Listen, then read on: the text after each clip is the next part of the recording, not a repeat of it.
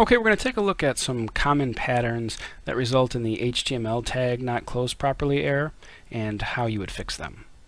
The strategy to fixing any of these errors is to first briefly look at the surrounding code to help you make the best guess as to where to put the new tag. And most of the time this is not going to be too difficult. And one of the tools that will help with this is the highlighting of matching opening and closing tags.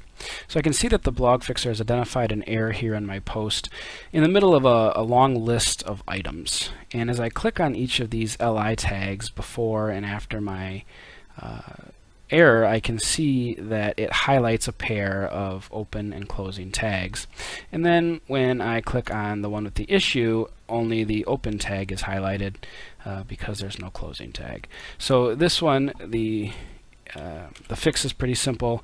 I just need to type in the closing tag, and now it will highlight this is a pair, and I know that I'm done. So for our next example, we have a strong tag that's been identified as not having a closing tag. And I can verify that by scrolling down. You'll notice that the entire post underneath my opening strong tag is highlighted in gray, and when I get to the bottom, there's no ending tag. So we're going to jump back up to the start of the open strong tag by clicking this button here.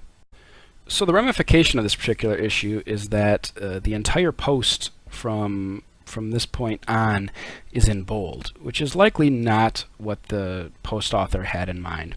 And if I look here, I can see that just on the next line, the post author has started a heading.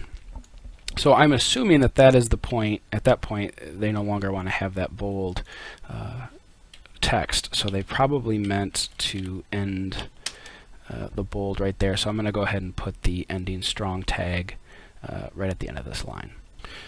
All right, our third example is taking a look at this EM tag. And in this case, we're being alerted of a nesting issue. It is incorrect to start a tag inside a parent tag and then end that same tag outside the parent tag.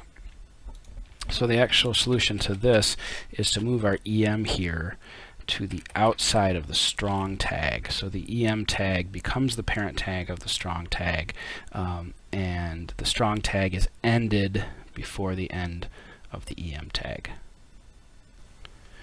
So this example shows an open div tag that's never been closed, and it encompasses the entire post below it. And this one can be a little bit confusing as to where you're going to put the end div tag, just because there's a number of nested divs and other elements underneath it. So here again is where you can use the pair matching to your advantage, and you can just kind of drill down. I can see that the div right underneath ends where it ends, and then the one below that ends right below it, and I can keep going.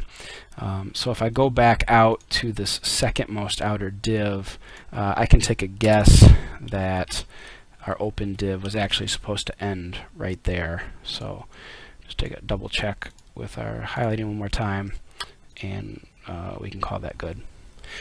Now we have a couple examples of where the end tag was kind of there, but it was malformed and therefore isn't valid. In the example we have up now, the anchor tag here that's open is actually closed, and our slash is on the wrong side. So it's just a matter of removing it from the right side and putting it on the left. So in this example, the blog fixer has alerted us to a tag that's been closed in a self-closing manner. And that's indicated by this / here at the end of our opening tag. There are a number of HTML tags where this is valid. For example, we can see just above here this image tag. Image is a self-closing tag, so it's valid to close it like this, but the anchor tag is not. So that's what the blog fixer is telling us. The solution is just to take off this / here to not close our tag there, and then I see that the author already had this closing a tag here, so this is all we need to do to fix it.